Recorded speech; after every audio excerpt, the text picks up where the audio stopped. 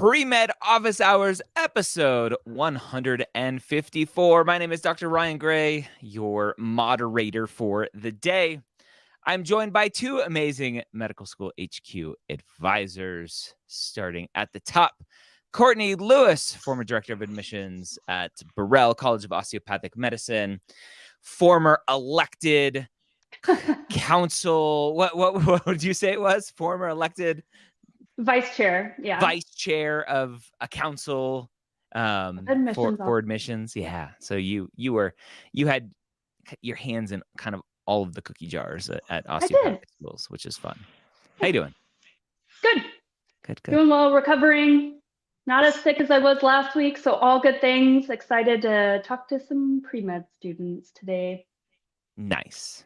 And I'm excited to announce our newest advisor, who just started this week, Dina Golini, former senior admissions advisor for Stanford School of Medicine. As an MD admissions advisor, it's so funny. I'm like, does Stanford have a DO school we don't know about? You got to differentiate. And former assistant director of advising at Brown or an Alpert Medical School, the SMP program there. Dina, welcome to the team. Hi. Thank you. Very happy to be here. I am so excited to have your wisdom, share your wisdom with all of the students here, and hopefully help more students get into more schools and just have more fun doing it. So, goal. Yeah, that's the goal. With that said, if you're watching on Instagram, go over to premed.tv, ask your questions over there. We cannot pull the questions from Instagram. And because we have Dina, who is joining us, and we have Dr. Christine Crispin, who is a former director of admissions at UC Irvine and former admissions committee member at Keck Med at USC, we have a lot more availability for one-on-one advising. We have a sale going on through the end of next week, through June 23rd. Head over to medicalschoolhq.net/advising to save 15% off. Right now is the perfect time for secondary essay editing. If you're still plugging away on your personal statement, it's not too late. You still have time to work on that. And then also getting prepared for this little thing called interviews that you should be prepared for. So go check it out. All of our advising services are on sale right now. Let's get cracking. What kind of questions we have today? Hopefully some great ones.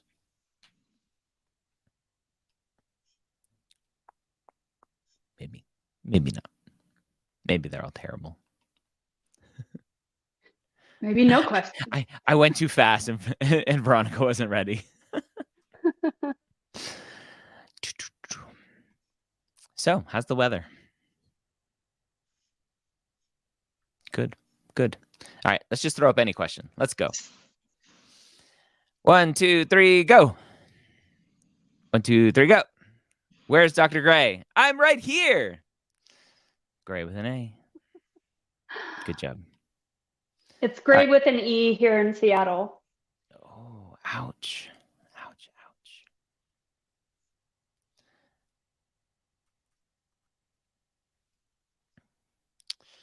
All right. What seems to be the problem? Dawa? Let me zoom in a little bit. There we go. Hello, I'm planning to email my next semester professor during summer asking on how I could prepare early for the semester. Is this a smart move if I'm willing to get a strong letter of rec from them? Dina, you have a lot of education experience outside of the med school admissions experience. If a student that you haven't had yet is emailing you saying, hey, I'm going to take your class next semester, how would you take that? I think it's definitely very proactive and very eager. And I think commendable to think that far ahead and want to be that organized. However, in the reality of higher ed, a lot of professors are on break in the summer. A lot are doing research and are, busy traveling doing research. You might not get a response. I think there's also that variable of adding and dropping classes at the beginning of the semester. So I'm guessing most professors would prefer you wait until you're actually in the course and you meet in person and then present them, with this introduction and maybe have a chat about your goals and your plan to apply to medical school and just make that more personable once you're actually on the roster and in front of them. Yeah. And they actually have time for you because they're busy with the students from the prior semester as well. So it kind of makes it a little bit hard. Okay. So potentially it's a little aggressive, maybe. Potentially. Yeah. And there's some tact involved, right? A student at the beginning of a semester may come off a little bit too strong and send this like tome of text, which we've all seen those emails. You open it up and you're like, oh, heck no, I'm not reading that. Like short, sweet, to the point, my friends. I also think that in your comment, you said you're planning to get a strong letter of recommendation. You want to get a strong letter of recommendation from them. But at the end of the day, you haven't even started the course yet. And I think from an instructor point of view, they might see that as a little aggressive and may want to see how you perform and what you do throughout the course before even thinking of, going down that path of a letter. Yeah, definitely. So potentially with that, we lost Courtney. Potentially with that Just having email, tech issues. Don't mention the letter of rec, right? Know in the back of your mind that this is why you're potentially doing some stuff, but don't be as forthcoming of like, hey, I'm going to get a strong letter of rec from you. Like it's a little arrogant potentially. Yes. I'm thinking back to my own, role as assistant director at Brown. And one of my roles was writing, committee letters. And if a student who I had never met before entered the program and said that to me, I probably would have been a little bit put off. Yeah. Having not witnessed their performance the whole time in the program. Got it. So Dina, you are, you're again new to the medical school HQ team, not new to the SMP, to the med school world. Again, as a former admissions officer at Stanford, one of the more competitive, elite, if you want to call that, prestigious, if you want to call it, institutions. Where do you potentially see some differences in what may be expected at more of a big name school than potentially at a smaller state school for medical school? Do you see any differences potentially? I think at the end of the day, no matter what the school is, you need the same things in order to, be a competitive applicant. I think that for a program, a competitive program, the volume of applications, right, is overwhelming. And to sift through all of those applications, you definitely are looking for something a little bit extra, a little bit more. And I think going down that whole path of, looking for change agents, right, and people who are going to, not just make a difference, but kind of take it on to another level, and who have demonstrated in all of their activities and experiences that they are leaders of change. Yeah. And what does that look like? Because we'll often see students be like, oh, I need an X factor. And I've always kind of be like, well, what does that mean? Like, what is an X factor? And a lot of what we talk about is like, just go be yourself and let the medical schools that like who you are further that conversation. Do you see this X factor as a real thing in admissions? I think every story is so different, and everybody's X factor is different. applicants come from different backgrounds and everybody has a different story. I think that there, are students who take on experiences and they just show up and they do what they're supposed to do and it doesn't go any further than that. And then there are applicants who show up and they are part of organizations or activities where they see that change needs to be made. And they actually take on leadership roles and they help change policies and they help make a difference out there for people. And I think that that's where the X factor kind of comes in. Yeah. Showing who they are. Okay. Courtney, what about you? Do you think this X factor is a real thing that schools are looking for? Or do you think it's just students who are passionate about things that just comes through in an application? So I came in partway through because I'm having lag issues. So let me know, I guess, context of the question. Yeah, that is the context. It's just X factor stuff. Like, yeah, do you think that's a real thing? Because it's often talked about amongst pre-meds of like, oh, you have to have an X factor to get into Harvard or Stanford or Yale or whatever. I do believe in connection to mission and the area and, the goals between an institution and a person. An X factor just on its own, I don't know if that's a thing. I kind of agree with Dina on this one where it's really individualized and kind of looking at that journey forward and being able to see that and being able to, just get all of that information, get that picture of that person and see whether it's a good fit for your institution because, each place will have, a different vibe, right? So sometimes it comes down to that and what resources are available. One person may thrive and feel like they have the X factor and they're that perfect fit for that institution. And maybe that wouldn't have happened somewhere else. So I don't know if you could call it that. Yeah. Okay. Awesome. I still feel like I'm lagging. Am I lagging? Yeah, just a tiny bit, but I hear you fine. Your video is just a little laggy, but your audio is coming through crystal clear. Right. If you have a question, we have two amazing experts here to answer your questions, and then me here to ask them a question. So go over to premed.tv to ask your questions. We'll answer them here.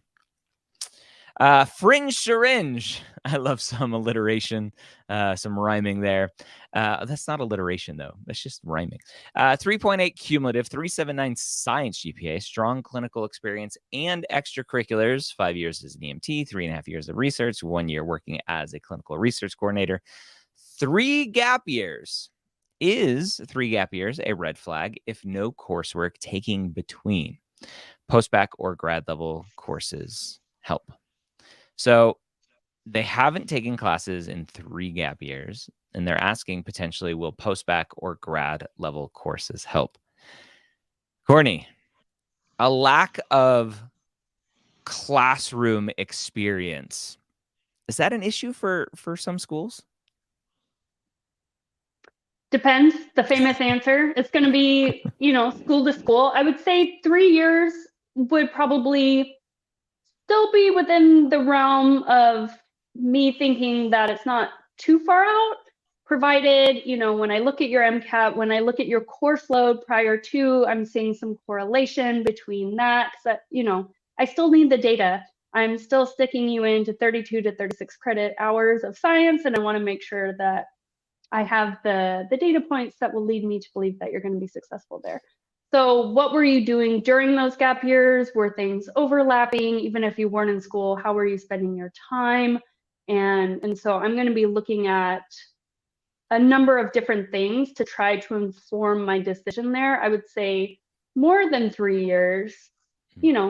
Some schools may start to kind of feel like that's getting a little far out, and it may be a fairly hard adjustment to get back into full-time schooling.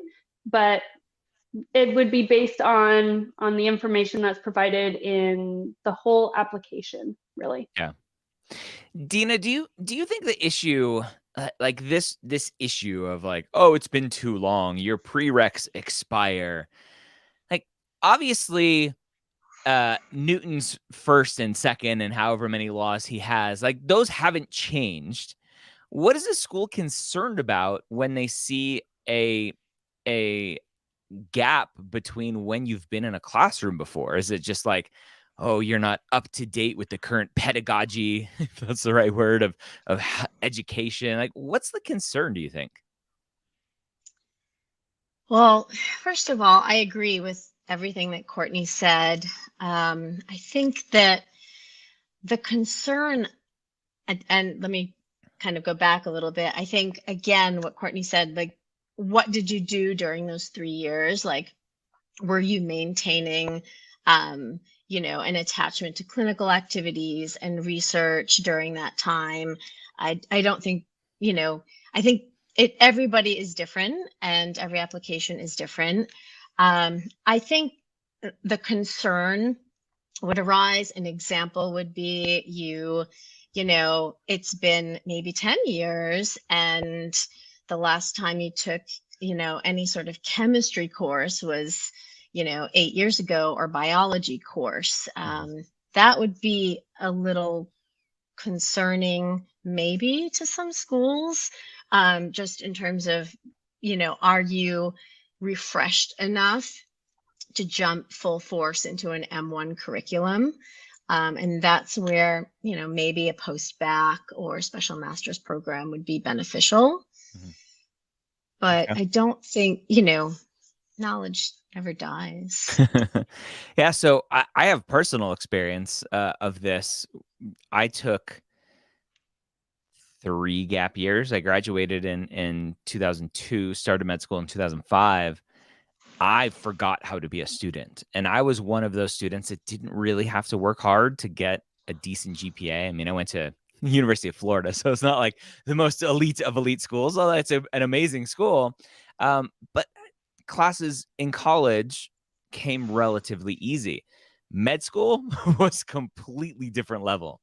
And I struggled. I was miserable starting out in med school, and really both clinical or preclinical years. Just the volume of information and my study habit skills, my reading comprehension skills. It's still a joke because my wife, who I met in med school, we would be studying at home, and I would just fall asleep all the time trying to read these huge textbooks, because I can't learn by reading. It just puts me to sleep. And so I would have been much better going into a classroom and listening to a lecturer and reading slides and doing something different. But so that's my personal anecdotal experience of just how the gap hurt me. I just wasn't prepared to be the type of student needed for medical school. I mean, I passed. I wasn't held back at all. I passed all of my courses, but it was hard. It was not fun.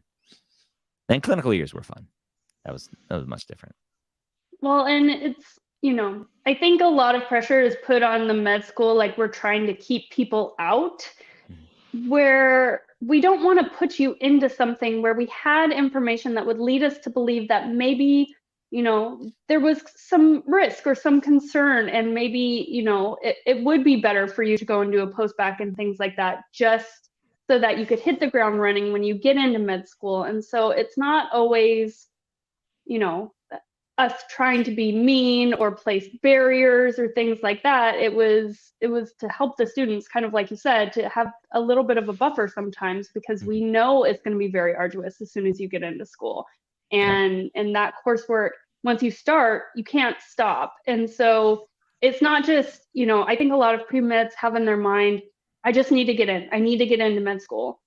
Your thought process should be, I need to graduate from med school. So what do you need to do on this front end that will make you successful? Because once you get in, we don't want to put you in a lot of debt where you're, maybe you just weren't prepared for it, and so there are reasons for doing it, and it's not all just to keep you out, but it may be to kind of help you with that buffer. Yeah. So I'm going to share my screen here real quick. The MSAR has, I think this is relatively new data because I don't remember seeing it previously, but it's available now. So this is a random school. I think this is Albany because it's always the one I'm that not comes. seeing your screen, Ryan. Oh yeah, I gotta actually share it to there. Um, uh, in this information application policies, I believe, is you'll see here how old for MCAT, but then they also have where is it? Credit hours minimum. Where's the age? One of these is age of credits.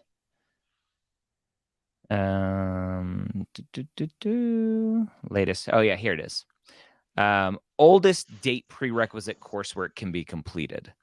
And so this is under selection factors. And so this may give you an idea of how flexible the school will be with taking 3 gap years and not taking any courses. So you can see here, all dates are considered. All right. And this varies. So click around to different schools and you'll see that it varies among schools.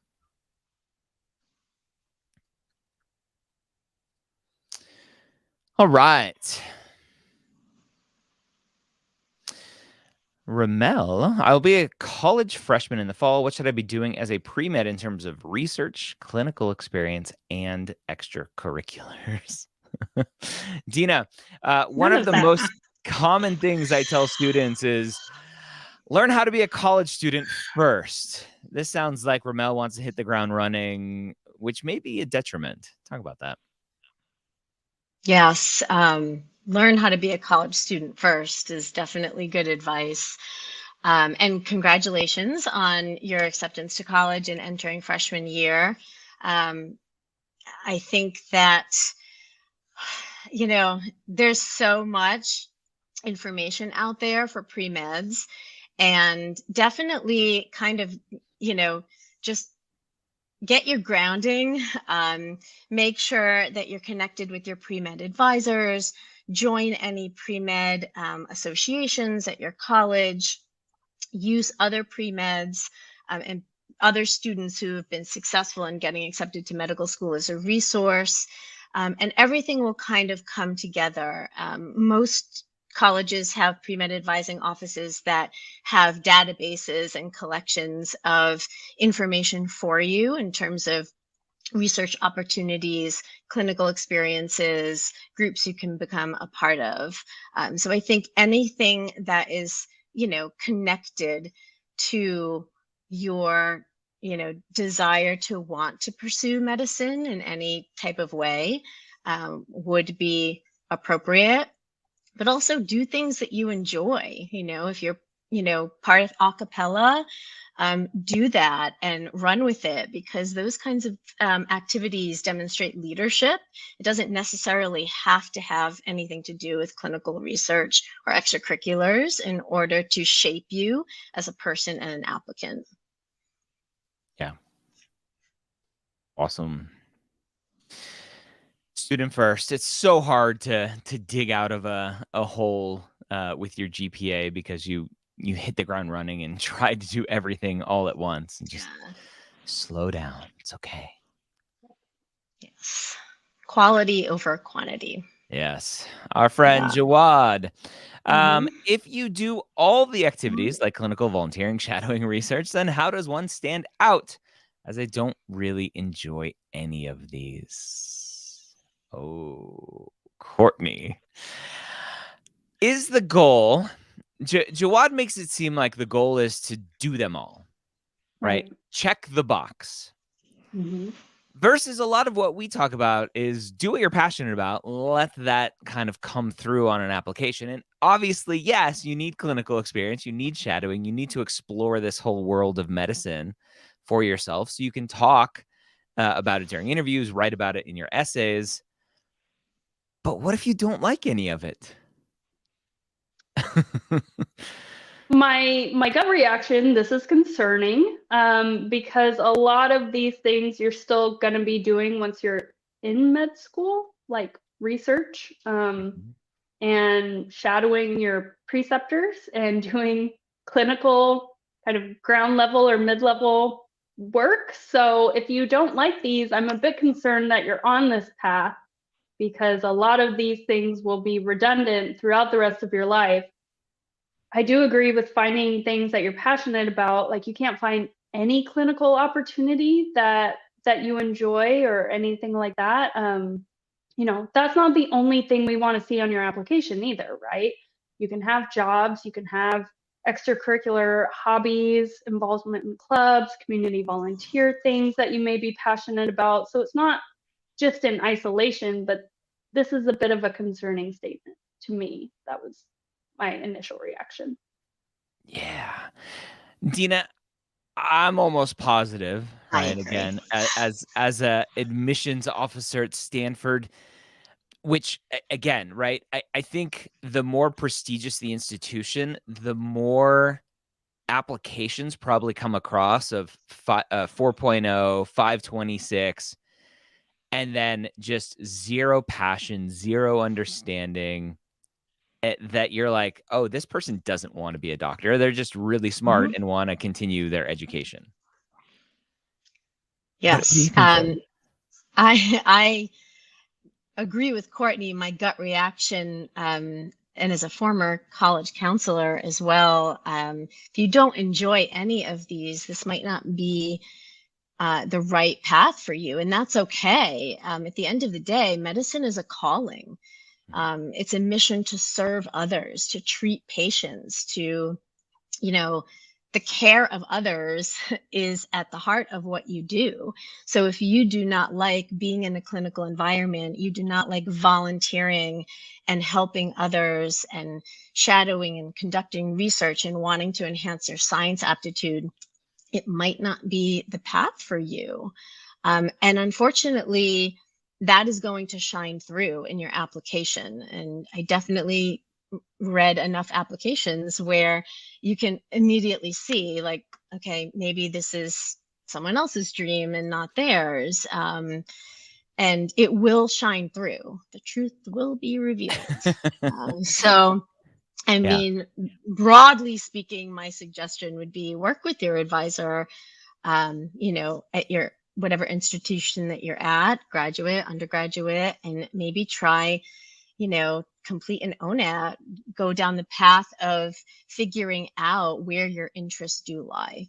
Because if you don't enjoy these now, this is going to be your whole life. Yeah, that's my Your question for you, entire Juad, life. is and you can answer here or just contemplate, if you don't like these things, why do you want to be a doctor, right? What is it about medicine that is drawing you towards it, right? There may be some sliver of it that I may go, oh yeah, that makes sense, right? You could be a physician and not like all of these other things.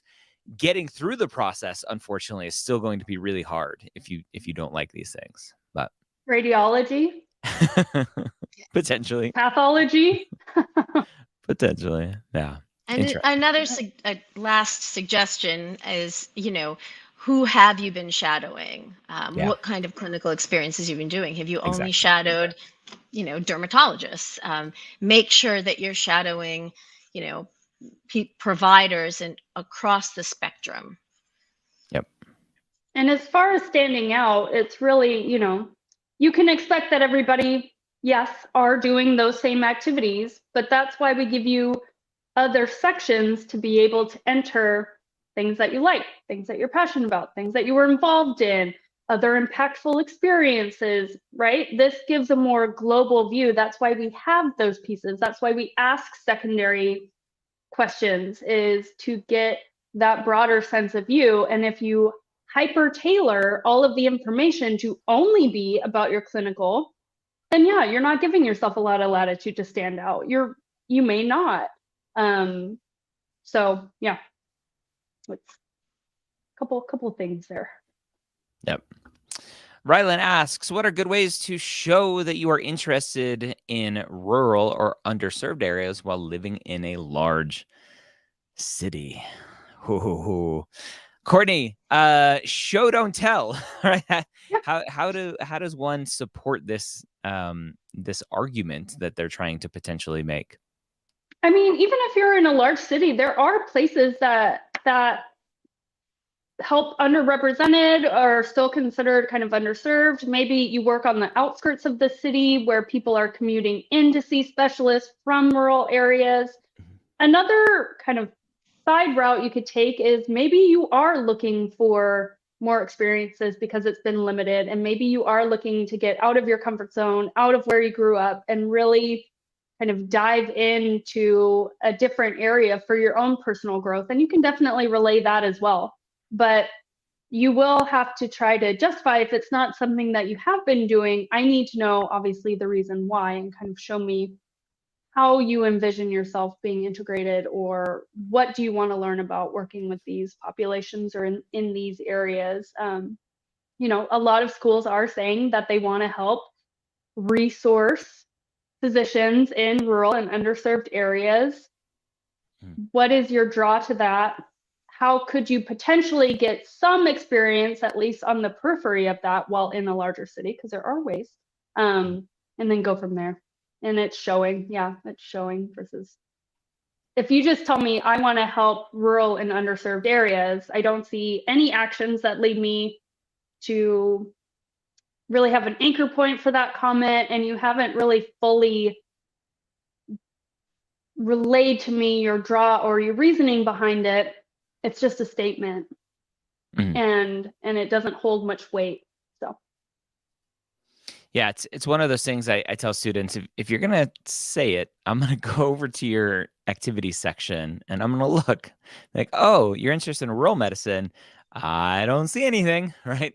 And I think a lot of students try to play that game of I'm gonna say all the buzzwords and they're gonna like that, and not really understanding that, right? This holistic review that we talk about, schools do, right? They look at everything. that means that we're looking at all of it and drawing connections and building a picture. So yeah. Habib, what are some common secondary mistakes that you see being made? I love this question. Yeah, Dina, secondary process. Does Stanford have a general secondary process in terms of just hear some essays, answer them, review them? What are some common mistakes that you saw with that process?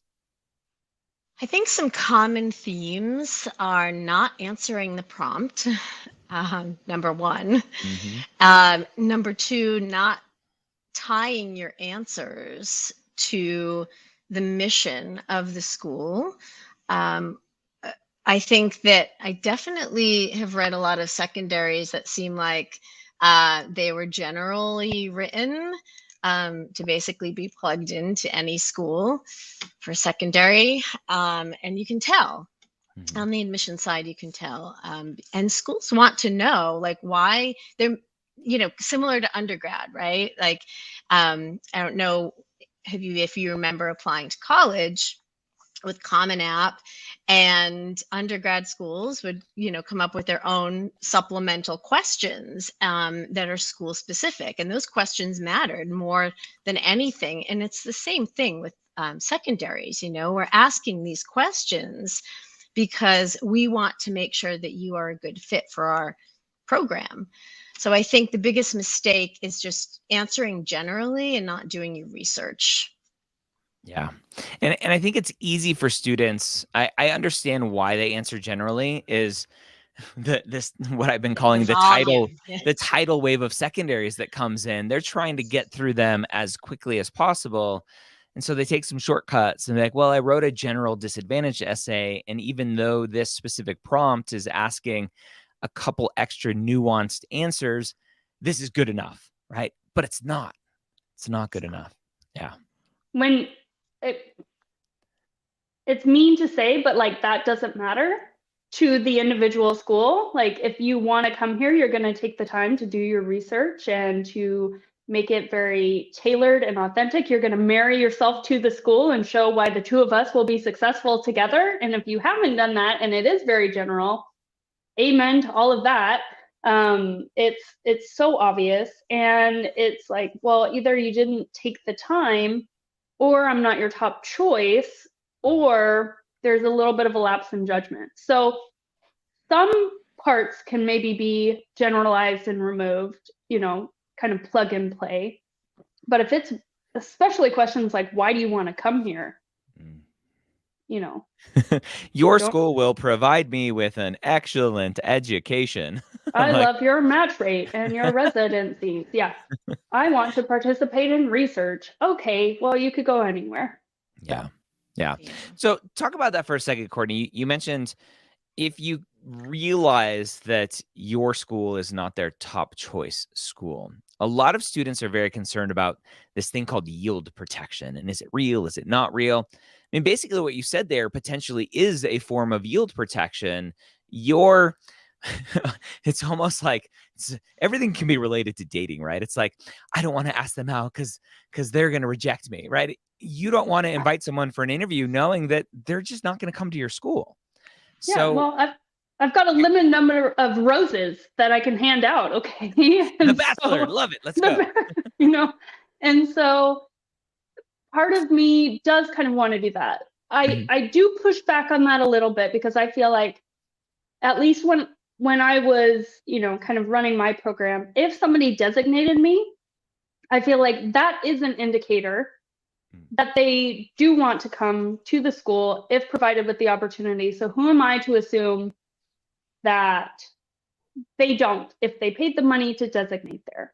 So I do push back on that a little bit. But if then in your essays for the only school specific content and questions that I'm asking you, you're not giving much thought, you're not really advocating the best for yourself either. So, you know, yeah, we've got a limited number of roses to hand out. And sometimes, yes, that will happen, especially if you're calling the school the wrong name because it's a plug and play. Or if it looks like your personal statement and your secondaries were written by two completely different people because you had forever to work on your personal statement and you just flung in your secondaries, that's a problem. Yeah, there's all kinds of stuff that could fit under these common secondary mistakes. Yeah. There you go. I can't tell if that's AI Matt or Al Matt. Let's do AI because that's just the hot new thing. At what date, quote, submitting early is no longer applicable? I want to make sure my writing is well done before, speaking of working a bunch on personal statement, I want to make sure my writing is well done before I submit, but I'm afraid I'm pushing the date of early submission.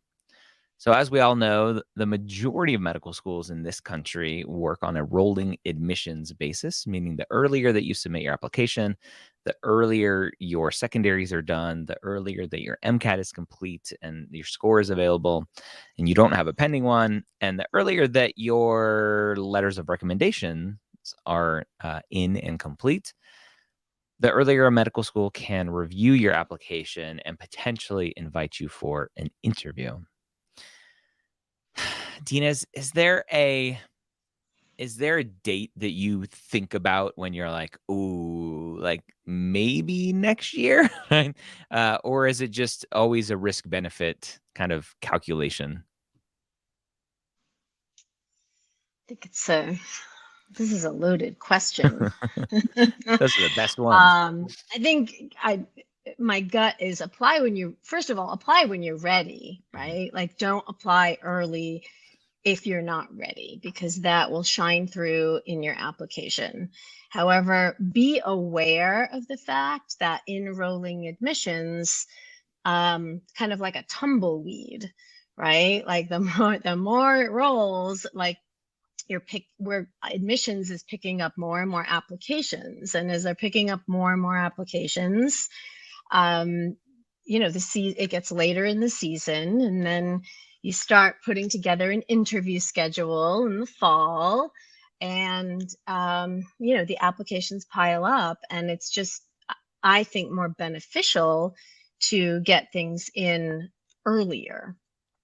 But are you not considered if you're, you know, if you submit closer to like a deadline in October or November or December? That's not necessarily true. But apply when you're ready, because I'm sure Courtney can mirror this. You can definitely tell on the admission side when somebody is not ready or needed a little bit more time with their application. Yeah. All right. Daniel. Also, just to Yeah, chime in really quick on that last one, schools will tell you, like, a lot of the times they'll give you, like, for best consideration, or Yes. another indicator you could kind of look at is when they do their interviews. So if they wrap interviews by November and you submit in September, you may be a little bit late for them because they probably have been reviewing this whole time and inviting. And if they give people like a 90-day window to book, you may be hard pressed to find one of their interview slots by that point. So check for those types of things because those will kind of inform you on what looks late potentially to them as a school by school. Daniel asks, hey, all, what are y'all's options or opinions on pathway programs like SHPEP for URMs? It's interesting. I don't really consider the Summer Health Professions Education Program. I think that's what SHPEP, SHPEP stands for. I don't really consider that a pathway program. I consider that just an educational opportunity specific for URM students. I think they're great. My assumption is Daniel's asking the question of like, hey, do you think this will help me stand out on my application? Right? If you want to do it, do it. If not, go find something else you want to do. I always tell the story about the student that got mad at me because I wouldn't tell him what to do during the summer. He's like, Dr. Gray, I have these 2 things to do. And I'm like, which one do you want to do? He's like, no, which one should I do? I'm like, which one do you want to do? And he like turned around and stormed off. So yeah, do it if you're interested. There's the SHPEP. That's a Robert Wood Johnson Foundation funded program administered by the AAMC. I have a good friend that runs that program. And then there are programs like the SURF programs. Some are undergraduate research fellowship, I think it's called. So yeah, there's lots of options out there. Shredar, what are the odds of medical school admissions with a misdemeanor conviction? I plan to disclose everything on the primary as well as on secondaries if I get one. Appreciate your feedback. Courtney, automatic rejection, right?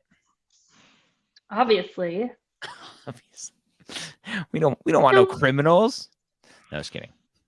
Not necessarily. So what are the odds? Again, it depends. Things aren't looked at in a silo or an island. So how long ago was it? What was the charge? Like in Texas, if you get a speeding ticket, it's counted as a misdemeanor. I'm probably not going to weigh that the same way as like a drug paraphernalia or something like that. So what is it? When did it happen? Are there repeated offenses? And how do you write about it, right? Do you take full ownership of what you did? Or are you trying to blame somebody else or saying it was unfair in some way? Have you shown me that there was some growth that happened because of that and that this is no longer going to be an issue going forward? I would say absolutely disclose it because we run background checks anyways. You do not want to hide that information. It does ask you to make sure you sign and attest to saying I have disclosed this type of information when you sign and complete your application. So great to include it. Make sure full ownership, how you've grown, when it was, things like that. It's not necessarily an automatic rejection. Sometimes people really thrive after they have a really, like a wake-up call, right? But sometimes it depends on what it is too. So, yeah, we have a student who doesn't work with us yet. Hopefully, he will. He's a truck driver now. He's, I think, in his 40s. Has multiple felony convictions from 20 years ago when he was young and dumb. Nonviolent felonies, mostly theft related. I think very transparent about it. He came on one of my lives to ask about it.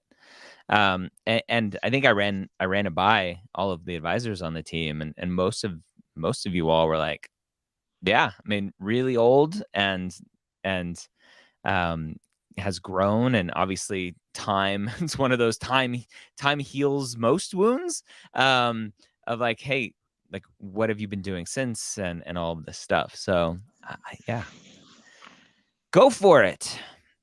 I mean, the other option. Can I add something Yeah, to this? yeah. Hold I on. agree. Hold on 1 second. I was gonna say the other option is, well, what is the other option, right? You either apply and cross your fingers, or you don't apply because you're like, well, I got a felony conviction, so I'm never gonna be a doctor, so I'm not gonna apply. Dina, yes. Yes, I agree with everything that both of you have said. One addition, definitely disclose it, because you never know if it's something that one of your recommenders discloses in their. You've seen everything. It could be something that somebody mentions in a letter, like so and so really grew after this happened to them, and you're like, wait a minute, I don't see this anywhere else, and you do not want to be caught in that type of a situation. Yeah. So Yep. Yeah, it like all of this stuff happens. Like we have a good friend who I helped a couple application cycles ago with a DUI on his application, getting into med school without any big issues. I have someone else who I interacted with who got a DUI after being accepted to medical school. In between getting accepted and starting, he's like, Dr. Gray, what do I do? I'm like, you go tell the school right now. Right now. Yeah, right now. Be open, honest, transparent, and be like, hey, I screwed up. And the school's like, okay, great. Like, don't do it again. Right. I think most humans believe in second chances and know that a lot of these students don't have fully developed frontal lobes. And I'm just happy that I grew up in an age where we didn't have cell phones recording everything all the time. Yes, I don't want my actions online. Yes, I was perfect as a child. Sure you were. Darquest just finished Casper and Preview. How heavily are these weighted, given research is still being done on these judgment tests, especially with Preview? Yeah, so for those who don't know, Casper and Preview are both situational judgment tests. Casper is more free-form, written responses, video responses. Preview is a multiple choice SGT, which I don't understand. Don't understand how you can have a multiple choice SJT. Dean, I don't know what your experience is. Did Stanford require or recommend? I'm going to default this question to both of you. Yeah. So, Courtney, what about you? Did you require either of these? Preview wasn't around when you were still at your school. Yeah, well, and I mean, I certainly sat in on a lot of the Casper discussions with faculty, with AdComs, on a national level with the council, right? We met at one of their, the company that owns them, we met at their summit. That's where you and I met. Yeah. Yep. So I understand the test. I understand why some faculty kind of push for it, or some AdCom members push for it, maybe helping catch some professionalism issues or things like that at the front end, especially if you don't require in-person attendance in lectures. Sometimes there's not a lot of touches with students as they're going through their years if they study at home or at a Starbucks or something.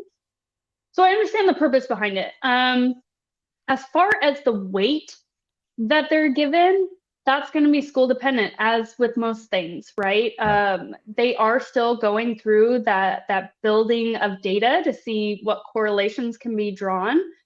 But I think, as with most things that we're looking at, the extremes are probably not great, right? So if I can tell that you either just clicked C the whole time, couldn't care less, didn't think it was going to be anything that was problematic, that'll be a problem for me.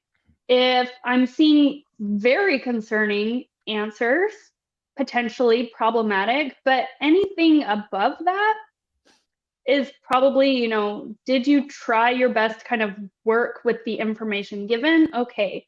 If I'm seeing a correlation with maybe some concerning responses and items in your application, maybe I give that more weight because I already had some indicators that maybe there were some underlying issues that are kind of popping up in a number of areas. So it depends. It really does. But those are the things that we're kind of looking at. Maybe that's how it would fit together.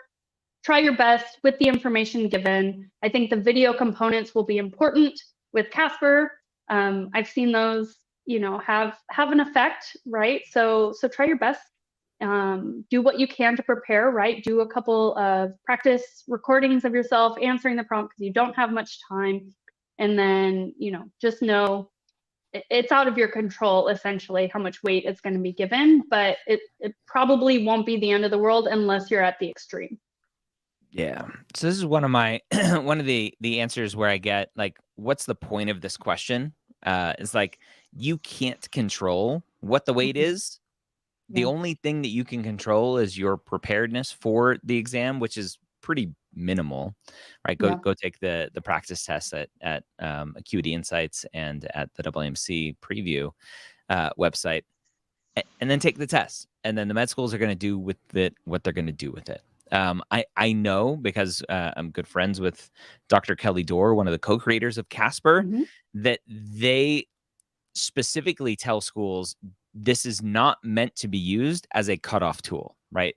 The percentile score that you get from us should not be used as a, we're going to interview you, we're not going to interview. It should just be as part of whatever the holistic process is for the school. I don't know if Preview is having those, the AAMC is having those same conversations with medical schools. I will tell you that we had, at this conference I was at last week, we had the Dean of Admissions at NYU, Dr. Rafael Rivera. We had the Dean, she was the interim Dean, now the Dean of Admissions, Deb Gurman at Michigan, Dr. Layla Amiri at Vermont, and Jones at PCOM. What's Annette? Is that, no, it's not Annette. What's her name at PCOM? Adrian, yes, Jones, right? They all talked about some of the SJT processes, and the overwhelming kind of similar theme that came up is they understand that students very often are answering the questions how they think the schools want the questions to be answered versus answering the questions truthfully, how they would answer those questions. And there was a very specific example given by one of them that said, hey, in an interview, we asked a question, how do you take feedback? And the student answered, well, I take feedback with a grain of salt because the feedback isn't incorporating the full context of who I am.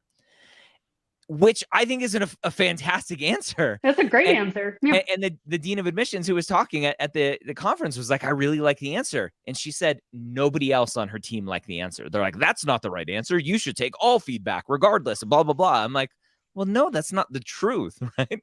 And so it comes into this world of like, are students performing for these exams and for an interview and for a personal statement, which we know most are. The question is, how do we pick apart the truth out of that performance, which is the magic of medical school admissions, right? Sure. That's our job. That's what we get paid to do. Yeah, if there's a magic formula.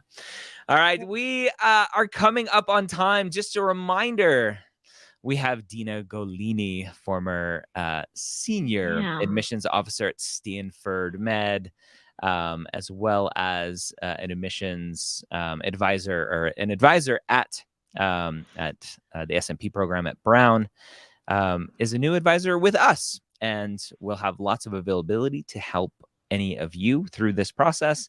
Dina will be a part of Application Academy soon as well, which if you're in it, great. If you're not and you're applying next year, you can't sign up yet. So hold your horses. Go to medicalschoolhq.net/advising. We have a sale through the end of next week, happening right now, which we normally don't do sales during the year, except typically Black Friday, Cyber Monday kind of stuff. So go check it out. And we'll be at MapCon. MapCon, October 6th through 8th. The team will be there. Dina will be there. Courtney will be there. I'll be there. Dr. Scott Wright will be there. The whole team will be there. We'll have amazing speakers and sessions and workshops and all kinds of fun stuff. So go check it out. It's going to be awesome. Dina, you did Join it. us. Woohoo! First one in the books. You are now famous. Thank you for joining Mic us drop. today. Everyone. My pleasure. Courtney and Dina, have a wonderful day. We'll see you next week. We're here almost every Wednesday at 1 p.m. Eastern. Bye-bye. Bye. Bye.